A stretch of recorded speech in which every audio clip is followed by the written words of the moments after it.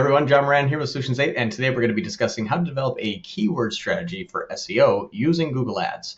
Now, we're a Google Ads specific agency, but one thing that we always get asked is, besides do you run Facebook and Instagram ads, is do you do SEO? And while we do perform SEO for a specific number of clients, it's not our main core offer. And the reason is because we're Google Ads specialists. We're Google Ads nerds. SEO is not our forte. It's kind of like saying, could your brain surgeon do your heart surgery? Like probably, but you might die, and that's probably not a good thing. So today we're just going to be discussing how to develop a keyword strategy, leveraging all of the good data that you can find inside of your Google Ads account. Now, if this is brand new, and if you're a brand new company and you don't have any Google Ads and you don't have any organic ranking, and you're just starting out, and you want to develop SEO, an SEO campaign, you're going to be guessing a little bit. You're going to say, I think these are the keywords that should perform well for my business. And then you're going to take about 3 to 9 months, a lot of content, a lot of backlink building, and then you're going to say, was I right or wrong? And if you're wrong, that's a very expensive and long proposition to get incorrectly. You can shorten the time frame to a maximum number of 3 months inside of Google Ads and identify what key phrases your site naturally ranks for, how Google crawls your page, and what key phrases you should bid on, and also in Google Ads, but also what key phrases you should use to develop an SEO strategy for. So let's dive right in. Now, this account here, we've been running since January 1st. Campaign performs really well, which means that we have a lot of good data. We have a 600% return on ad spend. We spent quite a good amount of money too. We spent $21,000, developed $127,000. But this one here is what I want to focus on, dynamic search ads. This one we spent $11,000 and developed $76,000. This is a really good 656% return on ad spend. And the reason why this is important is because I really want a lot of good data in order to develop a strong keyword strategy. You can do this in 3 months. This one just happens to have more information in it, but it is something that is going to tell us how strong are those keywords that we want to rank for. Now, the dynamic search ads are important because dynamic search ads is when Google, let me open up here so you can pay attention to me over here. Google crawls your page, identifies your content, and then uses your page's content to match it to keywords that people are searching for on Google. So it's like having instantaneous SEO, essentially. That's how this works. But you get to see what keywords you would rank for, what keywords people are using that match your content, and how do they perform? Do they buy or do they fill out a lead form? And that's going to be our golden nugget here. So I'm going to bring that back down there. We're going to dive into dynamic search ads. We're going to go into keywords and search terms. Now, the search terms are the actual terms that people are searching on Google to find your ad, click, and then find out what happens.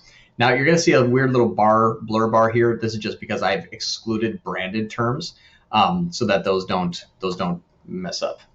Now, some important things you want to have. You want to have these very specific columns.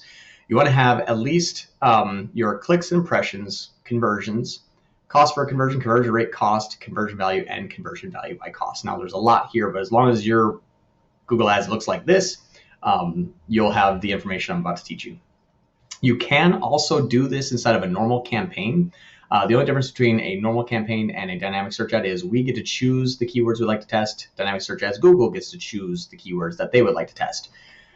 If you are not running a dynamic search ad, I'd recommend running one for at least 3 months because it offers you a lot of how Google sees your page. The same algorithm that Google uses for Google Ads on dynamic search ads is the same algorithm that Google uses for their SEO to scan your page to rank for it. So it's a one-to-one comparison. It's very, very important.